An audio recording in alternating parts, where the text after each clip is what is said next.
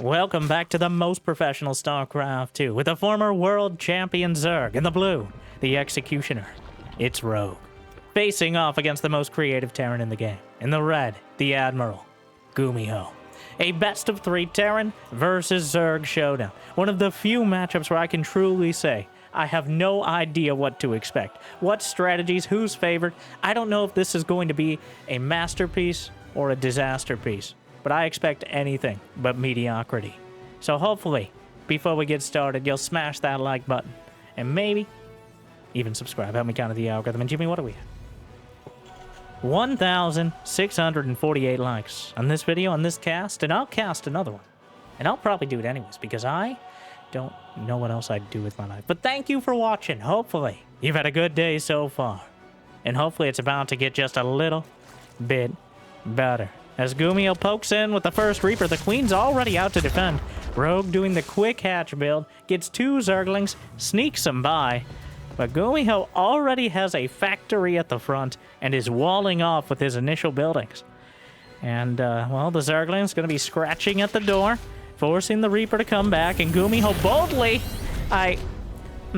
Well, obviously the Zergling far too cute to land on, but not far too cute to shoot in the face. Well, or the back. And well, it seems GuMiho isn't too concerned about showing him everything, which, hey, there are children, well, there are people with children watching this, but he already would have seen the factory, the starport. The lack of a third command center is something that maybe GuMiho would want to hide. I don't think Rogue actually saw the commitment to the second gas in the main, which means it's very likely GuMiho is rushing up to tech. Maybe something starport related, as opposed to going for a heavier economy. And Rogue, though he doesn't know it, is doing the same thing. A lair is on the way. The Reaper tries to get into the main, but a Queen politely yet firmly asks it to leave, going right down the balcony. That's caused a lot of strife for non-Terran players lately. So neither player trying that quick third base, your standard, boring macro style. A drone gonna get charbroiled by the Hellions that were waiting for exactly that. The Reaper coming in, pops the grenade, going to try to bounce the Queens out of the way. But one of them holds strong, the most important one, and the Hellions aren't able to slip through. But just the fact, he gets over to the third base, the other third base. Just the fact that Rogue doesn't have a third is already a bit of a giveaway. Both players are keeping their cards close to their chest right now. It's actually GuMiho who's going for the third command center quicker. But he's building cloak banshees at the front. Okay, he's not being very subtle about it. And Overseer's coming in, so that gives away to GuMiho that Rogue has a lair done. But it's arguably more important. Wow, okay, just keep showing him everything. GuMiho, let the boy watch. I think he's a little older than that, but... GuMiho is taking us to McDonald's, the last true Mech Terran. Once again, the inventor of the Hell Clone strategy, one of the few players you can rely on to even think about Battlecruisers, and somehow someone who, despite showing Rogue that he had a quick starport, gets 6 kills with the first Banshee, which is just kind of unacceptable damage, considering Rogue already had a lair, and he knew this was coming. But GuMiho just kind of flies directly into the main, gets 6 kills, flies right out. Not a bad start, considering the economies are already mediocre, especially for Rogue, who's going to be dealing with Mech. The big weak point of Mech is before you get the death ball together, and it takes a while. Each factory is 100 gas, the armory's 50 gas apiece. All those sort of fancy upgrades that they try to sell you whenever you buy the Hellion or the Cyclone from the factory, they're kind of important, but they come at a premium. Blue Flame, Magfield Accelerator, Drilling Claws, even Smart Servos. They're all quite important for the late game efficiency of mech units. And they cost a lot of gas, especially for someone who doesn't even have a third command center landed yet. Rogue is going Roach Hydra. It's an old build, but it checks out. He is not bothering with mass expanding. I think he's going to try to fight this heads up. The question will be whether GuMiho has enough heads up to deal with it. He built a bunker to help protect his rally point for the few Marines that he's going to have in this game. It is exceedingly rare when you go from Mech into Bio. Bio into Mech, on the other hand, all right, more likely. Here, GuMiho not even a bit Bio-curious. Just a few Marines and then immediately heading for that Mech army. But there's already a Roach Hydra army coming across the map. The Banshees, that SCV, would you stand still? How do you even repair in the air? You can't even attack in the air. Don't question, oh. The Roaches and Hydras are already here. GuMiho cancels the command center. A beautiful concave. The bunker actually helping out a lot in funneling the Hydras into the siege tank fire, and the Vikings take out the Overseer. And that means the Banshees have free reign. There's not enough Hydras left over. He just skirts the corrosive bile, and there's not enough a single Hydra is not enough to contest this. A single Hydra is barely enough to contest the fact that it exists. I don't even know what that means, but it sounded profound. Moving on. Vikings knocking out Overlords. Overlords. Banshees moving back and forth, looking for an opportunity to knock out maybe some more, but the existence of the Banshees has already prevented this attack from doing much more. GuMiho with 2 more command centers, another factory, Magfield Accelerator, +1 mech weapons in production. Rogue with an infestation pit, now finally getting a 4th hatchery. He's prioritized so much getting an actual standing army over more economy.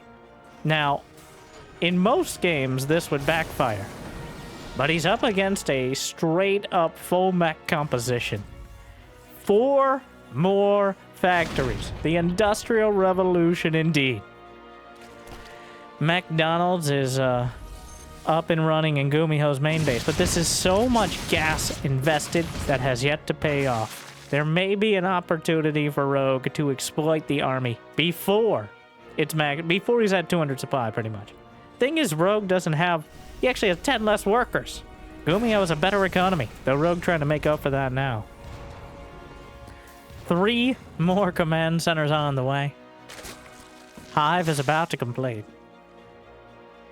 That Sky Terran army, a few Vikings and a couple Banshees skirting around the edges. I have no idea. It is... I can't stress how rare it is to see this sort of exchange. Just straight up mech against low economy Zerg, but focused on unit composition. Now, if it was most people who aren't Rogue, I guess we can include Cyril up there. Letting the mech army build up feels like a bad idea. But GuMiho is a conscientious objector to the existence of ghosts. Alright? He, whether by design or by necessity, he rarely opts for the ghost-based compositions, even when he's playing Bio. Ghosts are kind of a begrudging admission in the late game, as opposed to one of the first things he's reaching for. And sometimes to his detriment. The ghosts are the most direct counter to Vipers. Great against Infestors. Honestly, gestures wildly at Zerg. The only thing ghosts aren't good against are really, apparently the Blizzard C-suite and finishing their game. Meanwhile, the Vipers are... Ah! Can we show this? Yeah, okay. Oh, apparently not. Jimmy, that was sarcasm. Ugh, it got worse. They're sucking everything now. Oh, they focus on the hatchery. It's a team effort, as so often it is. The Queens and the Vipers making sure that hatchery feels well cared for. The Viking count surprisingly high. Well, the Vikings are here to zone out both the Overseers and the Vipers. The very direct anti-air. We kind of forget there are units that just do anti-air because usually ghosts kind of serve that purpose as well. But Cyclone siege tanks, both players are maxed out 10.5 minutes in with late game army compositions, but without enough in the bank, if any at all, to really remax. So losing a decisive battle is probably the game. But a very interesting exchange. Yanks in the Cyclones. yanks in Vikings, which is a dangerous game indeed, but the Hydras take down most of them before they can fire back at the Vipers. And so far, Rogue taking a pretty good fight, but now the Valley of Death is looking pretty dangerous as the siege tanks on either side. A single missile turret down the center as well. 3 more starports on the way for GuMiho. Now found another hatchery to set their tongues on. Part of the reason why Vipers are found consuming hatcheries so often is because a lot of players will click the building on the mini-map to send them back. And what's larger than a hatchery? Yes, your mother, but otherwise, it's the easiest thing on the mini-map to get a hold of. So, now you just gotta be careful not to actually consume your hatchery to death. At least that'll make a highlight reel, just not in a good way. Meanwhile, more siege tanks coming up as GuMiho leapfrogging forward. There's a greater spider on the way, but no corruptors. The Vipers back to full energy. 3 of them left behind. And now blinding cloud on the siege tanks. Yanks in another one. And so far, getting some of the tanks. Cyclones off to the left side. The Roach Hydra working its way through. There's not enough tanks to really do that critical massive damage. The Banshee, not quite taken out. Maybe a moment. Knocked out of the sky, and Rogue is up 50 supply, but part of that is the 21 Roaches currently in production.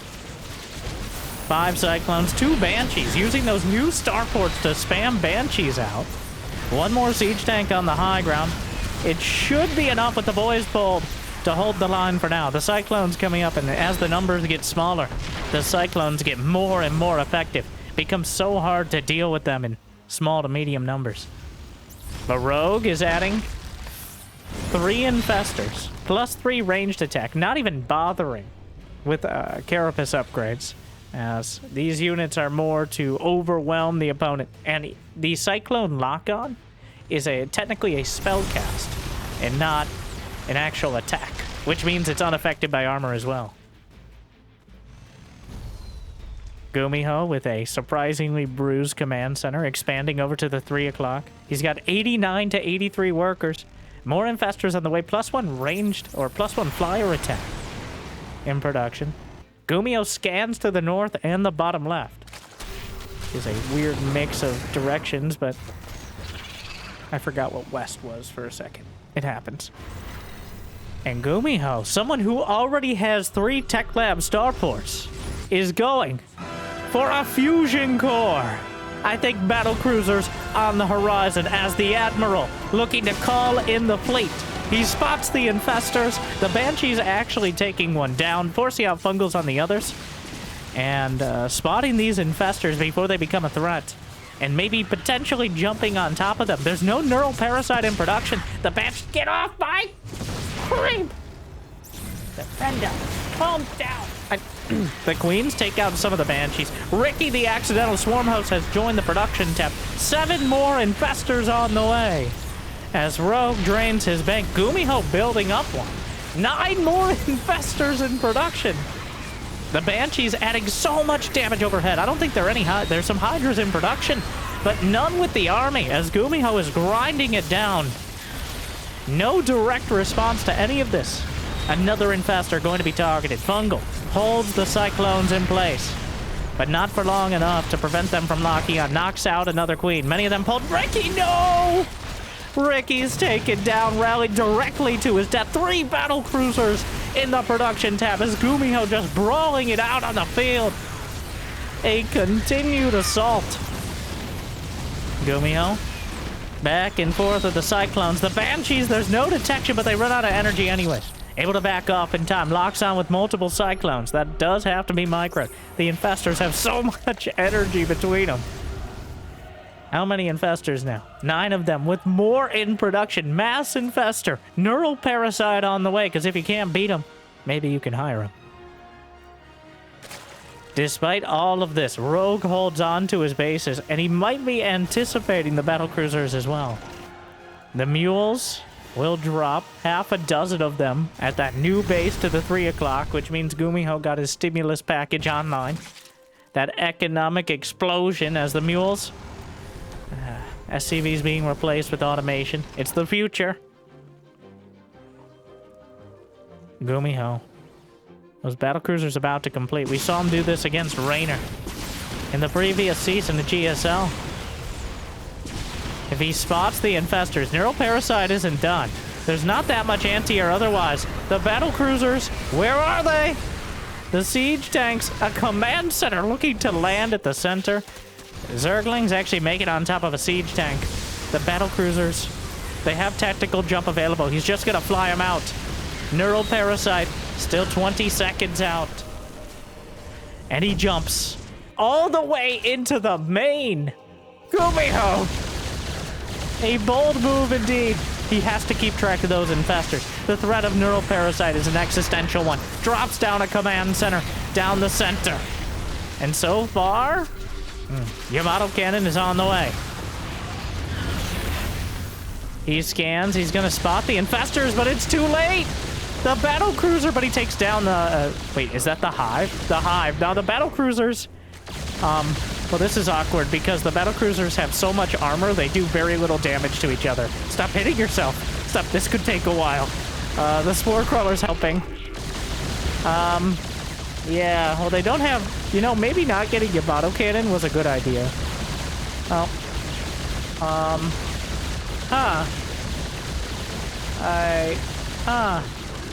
Yep, this is still, tactical jump is still like 10 seconds out. Well, he might get one. He's got to be careful not to shoot. He's running away from his own bet. I think he's got the jump. Rogue used the tactical jump. He used it the moment it came off cooldown. He could see it. What am I watching? Rogue is holding the battlecruisers hostage. Meanwhile, the fight on the campus is the most ridiculous thing. He needs to cancel Yamato Cannon, I think. How many infestors does it take to take a battlecruiser as prisoner of war? Apparently, about 10. About 10. He killed one of them. I feel like it just kind of keeled over as opposed to died outright. GuMiho with more battlecruisers, obviously. He never built any corruptors. Meanwhile, Hellions are slowly boiling a base in the bottom left. 13 Ravagers on the way. The two battlecruisers survived that entire engagement, traumatized, but still alive. The infestors use all... Wow, and then it just kind of ends. All right?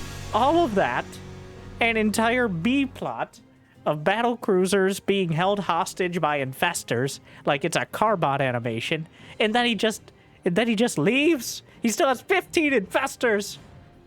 GuMiho kind of stumbles off the diving board, but somehow lands it.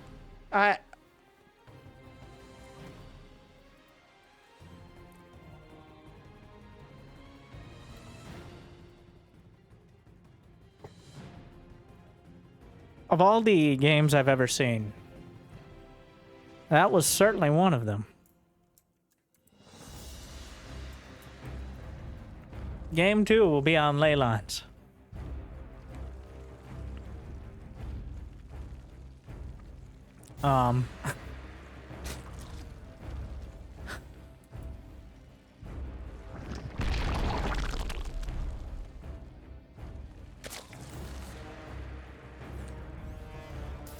Rogue never built an army that could actually kill GuMihos.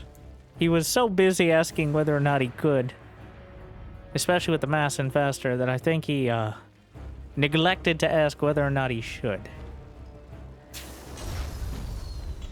And now here we are. GuMiho takes game 1. It wasn't exactly convincing. It was, though. It was something.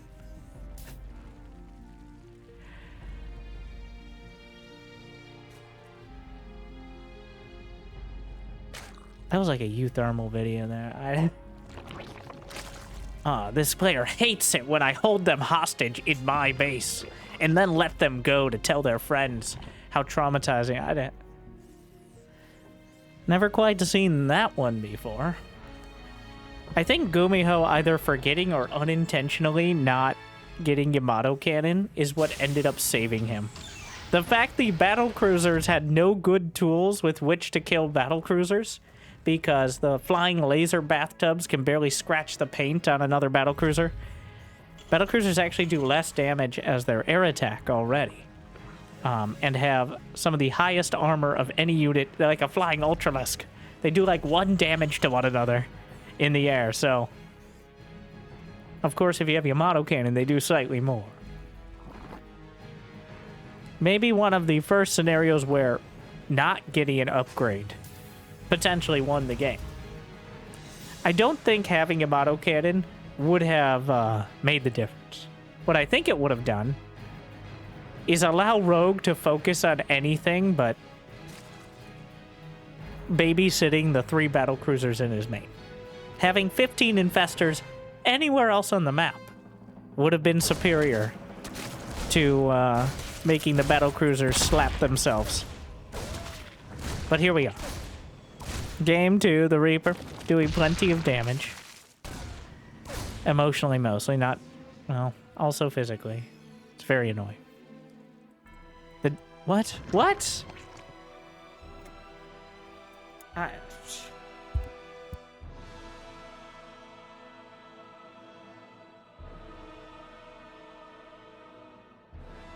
What? We've just gone out. Like, why? So, it's a hidden base, but for Zerg, what in the Bronze League heroes? This makes very little sense. Unlike Rogue throughout his career, I have no idea. Alright, I said I didn't know what to expect. And somehow those expectations have been exceeded. Well, last game, Rogue showed a 2-base. So he's going to show a 2-base again. But he's going to have 3 bases. And that's the whole twist here. GuMiho's doing a Hellion drop? Don't you dare build an armory, GuMiho. You know how I feel about Hellbat timings. Even for GuMiho. No! It's another day that ends in Y, which means it's another day to see if Hellbat timings are a good idea. Maybe today is the day when Hellbat timings are proven to actually be the answer. The reason, as I've pontificated on many, many times in the past, that I think Hellbat timings are very silly, is because they are one of the only things you can defend with pure queens. Well, another thing that's silly is losing your Hellions and having nothing at home to defend, so this is not good. He has to come back. So this will severely cut into any potential timing. Because, obviously, there should be a roach one done as well. The medevac is spotted. I'm surprised Rogue isn't making any roaches. He's now mining from the bottom right corner. GuMiho is down 20 workers and barely anything has happened. He scans. He sees the gas. What? He's building a bunker in the main? GuMiho has misread this. I don't even think, like... He's reading in the wrong language right now. He is so scared of a roach all in... Well, Rogue has bam and boozled him with the 3rd base. The hidden 3rd is striking overwhelming fear into GuMiho. He is so convinced an all-in is coming after those Zerglings. But Rogue is just... He's just ahead. Like, it's gonna be a Hellbat drop. Option 1, GuMiho finds the base in the bottom right and probably just taps out. Option 2, he doesn't and gets crushed anyway. But right now, it's not looking very good for Gumi, bro. He drops the Hellbats out, which they actually trapped in a few of the drone, so not bad. He's building so... Does he think it's mutas again? I guess so. GuMiho is hurting himself in his own confusion. Vikings are not very good against roaches. Okay, almost any other unit would be a better choice. GuMiho has not scouted the bottom right corner. And now, even if he does, there's not much to be done about it. This was a... It's not a very complicated, but seems like it was a... It's so dumb it became smart again. It's one of the... I stand by that. Like, it's not a... GuMiho scans. He's like, are you... What? That seems late. It is. The fact that he's scanning and doesn't even have a third is cutting into his economy. He's trying to figure it out now. But I think it's already too late. Rogue has 69 drones. A very nice economic lead.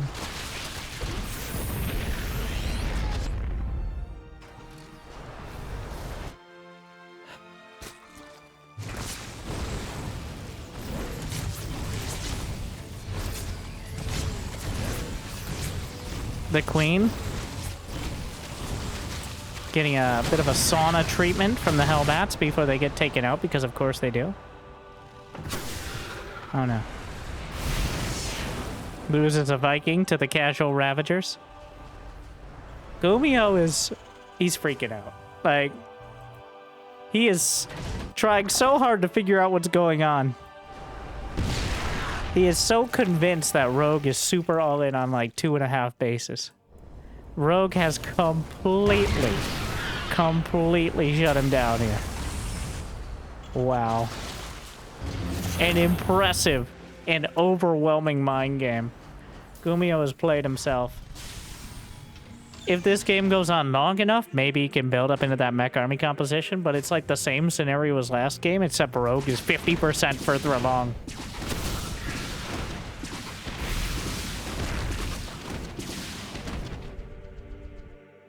Infestation pit on the way.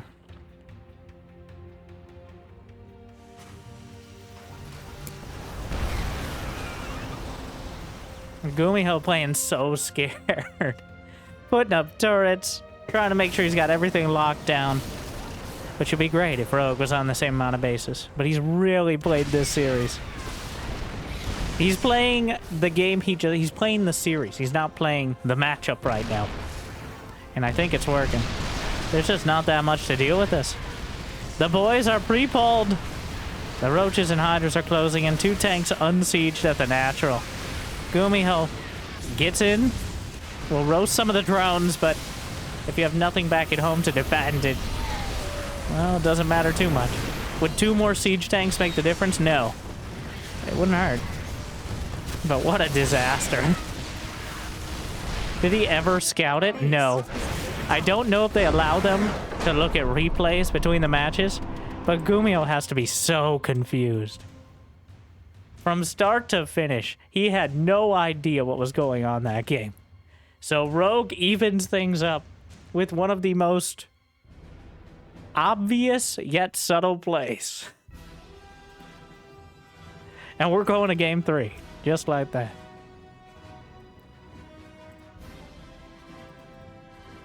There's a reason Rogue is the executioner. All right. He's been the world champion. He's won GSL so many times. He knows how to play his opponent. And GuMiho right now is just getting taken along for the ride. Well, here we go. That was... Oh. I don't know. That was something. If game 1 was confusing, that was just...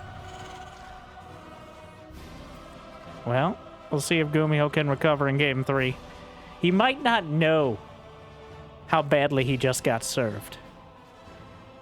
He may think he just kind of misread the economy and ended up getting crushed because he didn't build up his own in time.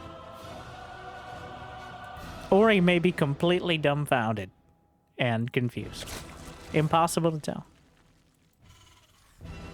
I mean, we could ask him, but Impossible to do. What a mess.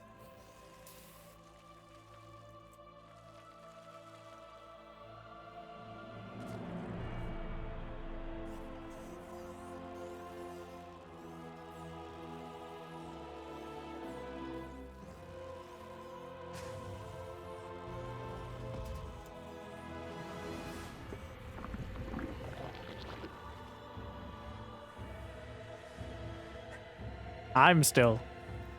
It didn't even do that much. It wasn't even the economy. It was the lack of third base that really sent GuMiho off the wrong path. Rogue could have just had no drones there, and I think it still would have been worth it. Will he try it again? I think it's going to be something completely different.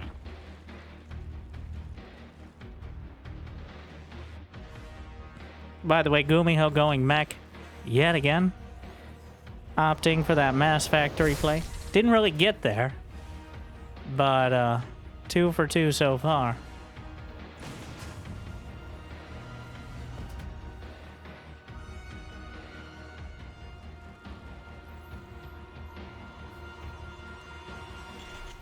Following it up with a Marine.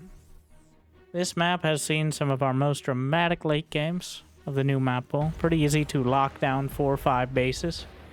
And not really drag the game out, but I won't say speed it definitely doesn't speed it along. The Reaper comes in, taking a look around. The Zerglings are there to eat the shots and hopefully survive it. Quite hungry this time of year.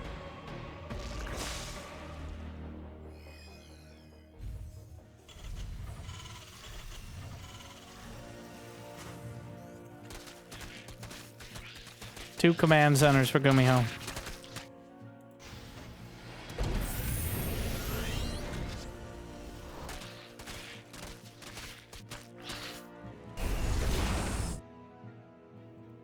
Hellions. What are you shooting at? Shoot the barracks from whence you came. GuMiho is hurting himself in his own confusion.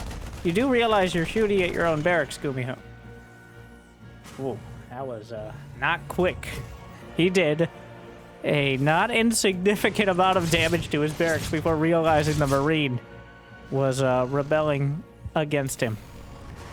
A 3.5 minute... What in the... Maybe... So GuMiho has been freaking out about mutas. Both games. I think there's a very real chance he suspected mutas. Didn't know for sure. But what if this game? This time around, GuMiho is going for stim. He's going bio. He's going to have Marines. There's no Roach Warren on the way for Rogue, which significantly increases the chances of mutas. The Queens. Grenade bounce, but reacts quickly.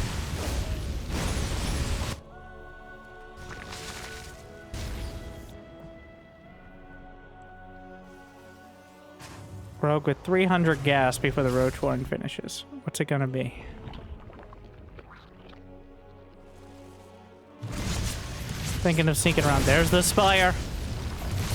This time around oh, he's got the Zerglings, but he gets by. Wait, no. Oh, wait, who's trapped in here with who? Get some of them. Just going for the scout now. GuMiho gets ripped apart. Wow, Rogue is just... It feels like he's toying with him, but even game 1, he was toying with the Battlecruisers.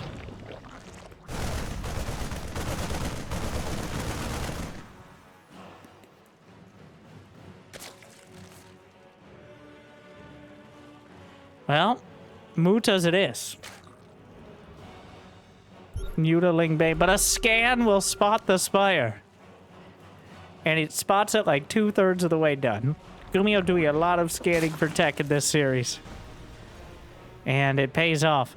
Thing is, I think it's too late to cancel it. The threat of mutas is sometimes just as strong, if not stronger in terms of cost, than building the mutas themselves. Like, mutas are a very expensive unit. You have to put a lot of work in to get them to pay off. So the fact that GuMiho thinks mutas are on the way may work for Rogue. But of course, mutas themselves may also work for Rogue. So I'm just going to hedge my bets on that commentary.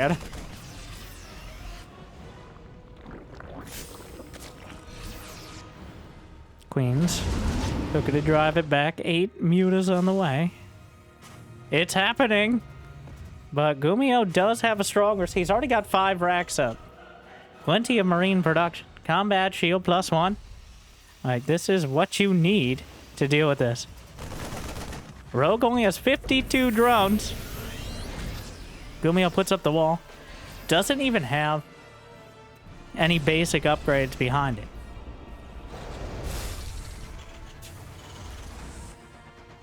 The mutas trying to sneak their way in. What's it gonna be? The main base turrets are coming up. GuMiho timed it very well. Lings and Banes trying to line up an attack. The Banelings, they're still far off Bane speed. The Marines out in front. But GuMiho actually picks up. Wow, he abandons the SCVs. Doesn't even try to target fire 2-3 Banes. Which, those SCVs, pretty unhappy about that. The muta's coming back around again. Main speed is about to complete. That's kind of the turning point. Surprised GuMiho just evacuated the base, but I feel like Rogue has mentally taken control of this series in both literal and figurative senses throughout.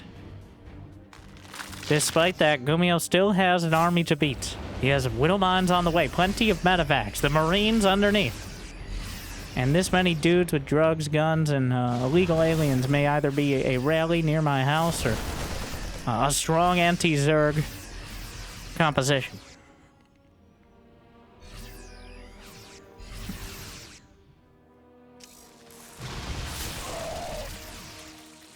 More Banelings on the way. 1-1 on the ground. Rogue with only 61 drones, really relying on the mutas to keep GuMiho busy. And if GuMiho can recognize that, eventually, if both players get towards 200 supply, it gets very hard for the Zerg to take cost-effective enough fights, especially with this sort of economy. Uses a Contaminate to pause production on the factory, delaying some more Widow Mines. A second factory's on the way. The muta count getting real dangerous, 16 of them.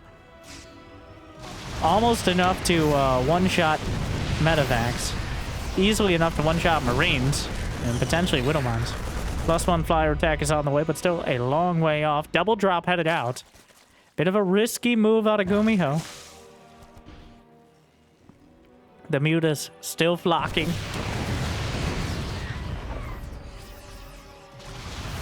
Diving in.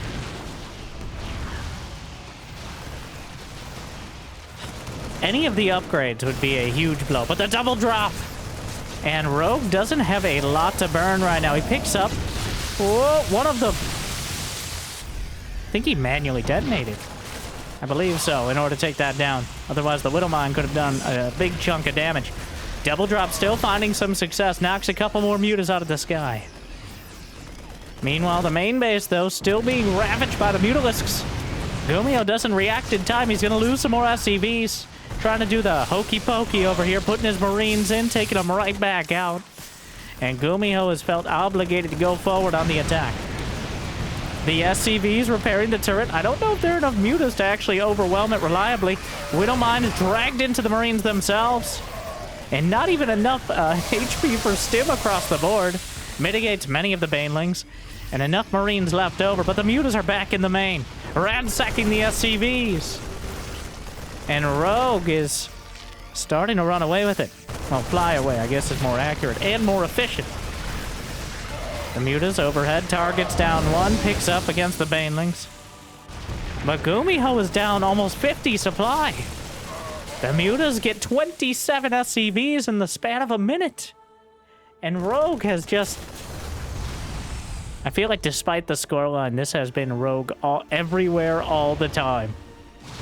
The mutas intercepting one of the medevacs. Not quite enough to take it out. 2-1 is done for the Marines. In a heads-up fight, GuMiho has a good potential to win. But Rogue is doing anything but that. The muta count being rebuilt, going up to around 20, which is certainly enough to one-shot everything important. 2 Thors are on the way.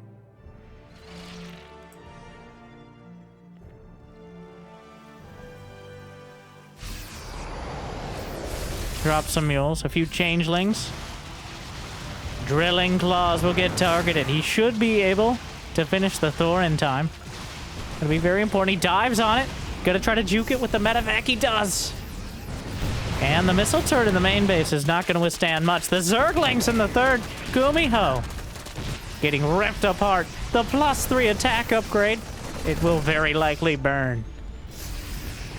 Meanwhile, more Zerglings. No planetary.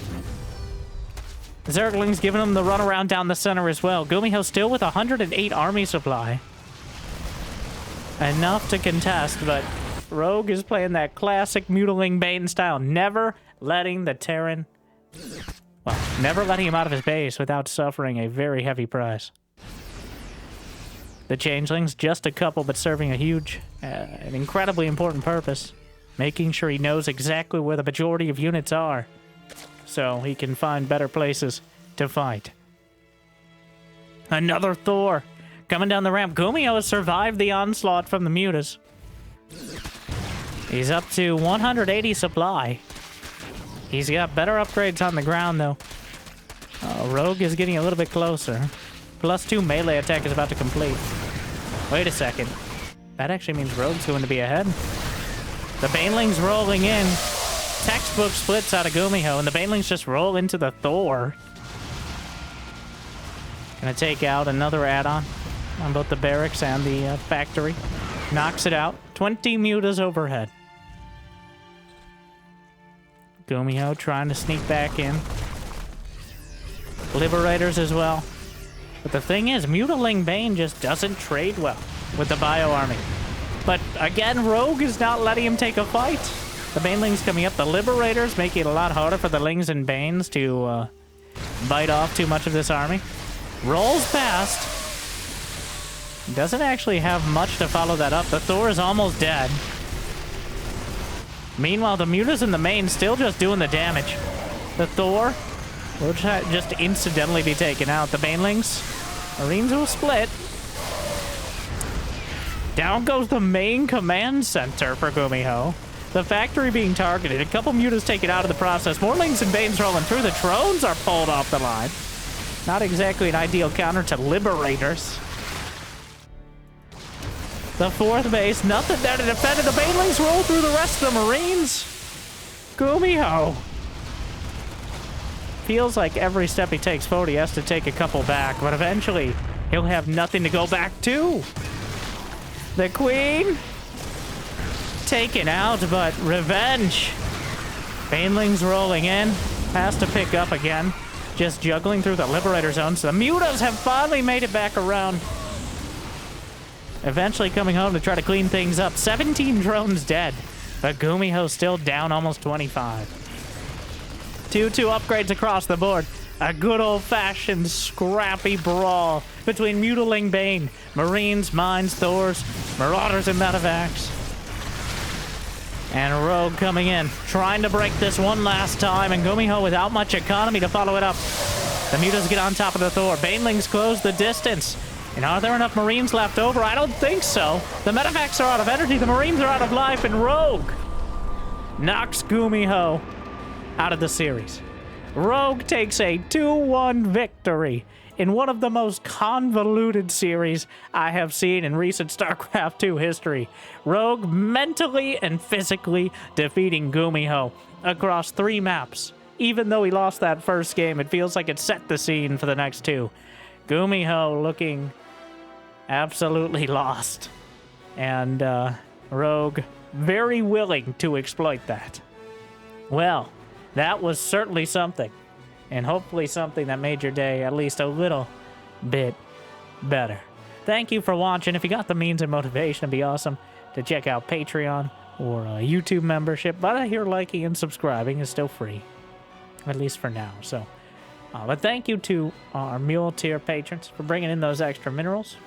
Big Jiggy, Devin, Dor, Kate, Mario, Random Guy, Suit, and everyone. Glad you still enjoyed. Thank you for watching. I hope to see you next time. Make sure to check out GuMiho's Mech Terran against Raynor. You can find it well, in the playlist somewhere. It's not too hard to find it. It'll probably be something about Mech Terran. It's always GuMiho, right? Either way, good luck, have fun. I'll see you next time. Thank you for watching. Stay chill.